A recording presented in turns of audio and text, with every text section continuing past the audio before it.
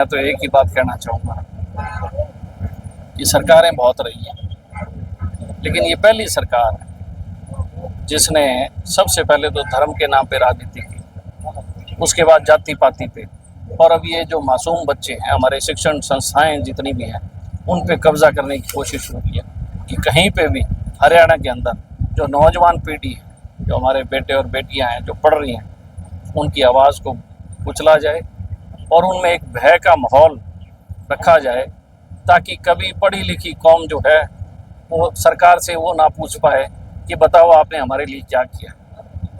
ये narrative set करने वाली सरकार है, ये हमेशा नैरेटिव सेट करती है और बड़े प्रोपेगेंडा के तहत इन्होंने हिंदू और मुस्लिम के साथ नैरेटिव सेट किया, एक प्रोपेगेंडा किया। पिछले इलेक्शन में जाट गैर जाट का किया, और अब ये शिक्षण संस्थाओं में एक प्रोपेगेंडा के तहत इन बच्चों की आवाज़ को कुचला जा रहा है, बच्चों के साथ अन्याय हो रहा है। आप खुद देख रहे हैं कि लड़के और लड़कियां किस तरीके से न्याय के लिए बैठे हैं, और कितने दिन हो गए हैं और आज तक इनकी सरकार और प्रशासन की कानों पे जूं तक नहीं रहती। जिस तरीके से लगातार बच्चों पर कहीं प्रेशर भी बनाया जा रहा है, लगातार फोन कॉल्स की जा रही है, बच्चों को धमकाया जा रहा है। कहीं ना कहीं जो बच्चे आर्थिक माली हालत से कमज़ोर हैं, उनके माता पिता तक भी फ़ोन किए जा रहे हैं कि आप अपने बच्चों को कहो कि वहाँ ना जाएं। जो हॉस्टल्स हैं, उन हॉस्टल में बच्चे रहते हैं, उनके वार्डन्स के द्वारा उन बच्चों को टेलीफोन के द्वारा धमकी दी जा रही है कि हम आपका हॉस्टल से यहाँ से नाम काटेंगे। तो मैं यही कह रहा हूँ कि आप ये इस बात से अंदाज़ा लगा सकते हैं कि सरकार जो है वो कितनी बेरहम है। इन मासूम बच्चे जो हैं, इनके मनों में जो सपने थे, जो इन्होंने बनना है, उन तमाम सपनों को चकनाचूर करके और गुलाम की प्रवृत्ति इनके अंदर पैदा हो, ऐसा दबाव इन लोगों पे बनाया जा रहा है। लगातार जो है धरने पर छात्र बैठे रहे और अलग अलग राजनीतिक दल के जो नेता भी यहाँ पहुंचे, क्या उनके दबाव में जो एक प्रोफेसर की गिरफ्तारी हुई? देखिए, मैं ये कहता हूँ कि केवल मात्र एक प्रोफेसर नहीं, वीसी को हटाना चाहिए। उसका सबसे बड़ा कारण है कि अगर वीसी ही फर्जी सर्टिफिकेट्स लेके बैठा है तो वो इन बच्चों का क्या भविष्य का निर्माण करेगा। आपने तो सरकार को सोचना चाहिए कि हम ऐसे लोगों को अपॉइंट कर रहे हैं जो इनकम्पिटेंट लोग हैं, उनके पास फर्जी सर्टिफिकेट्स हैं, वो फर्जी सर्टिफिकेट ला के और अखबार में छुपाते हैं कि हमें ये अवार्ड मिला है। जो जिन लोगों की ऐसी प्रवृत्ति है, वो हमारे हरियाणा के बच्चों को क्या भविष्य का निर्माण करेंगे। वो तो अंग्रेजों की तरह हैं, जनरल डायर की तरह लाठीचार्ज हो रहा है बच्चों को। तो आदर्श माने जाते हैं प्रोफेसर, कलम छोड़ लाठी लेते हैं और अब दबाव बनाया जा रहा है। आप अभी यही हाल रहा तो ये कलम से लाठी पे आए और लाठी से ये बंदूक पे आ जाएंगे, अगर यही हाल रहा। और सबसे बड़ी विडंबना ये है कि इन बच्चों की कोई सुनने वाला नहीं है। सरकार के खिलाफ अगर आप भी आवाज़ उठाओगे तो सरकार आप पे भी लाठी चार्ज करेगी।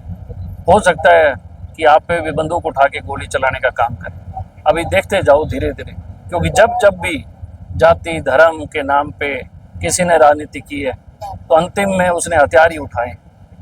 तो मैं ये मानता हूँ कि अंग्रेज़ों ने भी पहले हमें धर्म के नाम पे बांटने का काम किया, फिर जातियों के नाम पे, फिर अंग्रेज़ों ने गोली चलाई। ये उसी प्रवृत्ति के लोग हैं।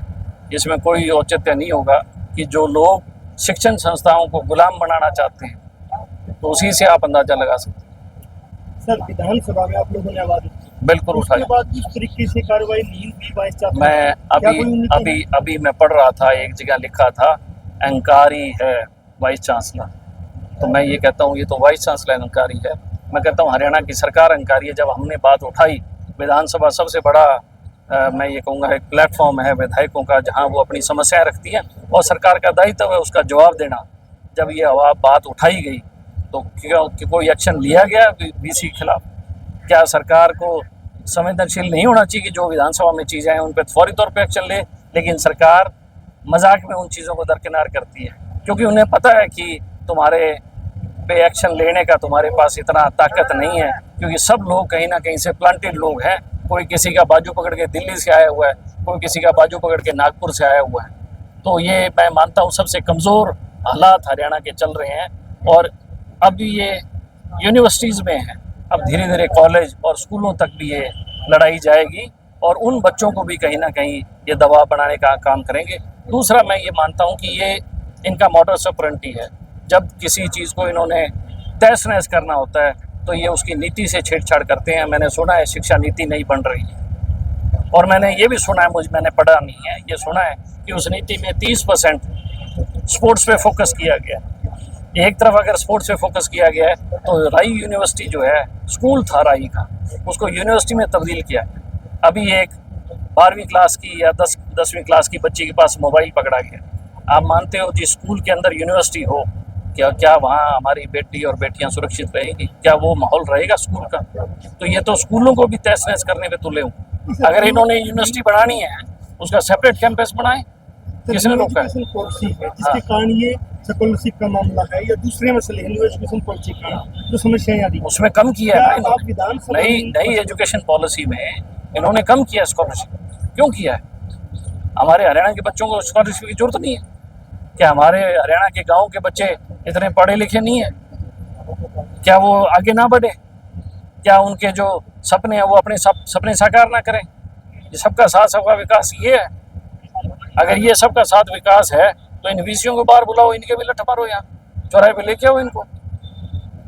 तो ये हालात जो सरकार ने पैदा कर रखे हैं, आज ये नौजवानों पे आए, पहले किसानों पे थे, अब ये नौजवानों पे लाठीचार्ज। यहाँ वैज्ञानिकों को भी बंधक बनाया आज उन्होंने। आप इस आपसे मिले थे? मेयर से मिले थे और हमने पूरा का पूरा मसला विधानसभा में उठाया कि आपने किस तरीके के वाइस चांसलर को अपॉइंट किया हुआ है। जो वाइस चांसलर अखबारों में झूठ बोलता है और कोई एक्शन नहीं लिया गया।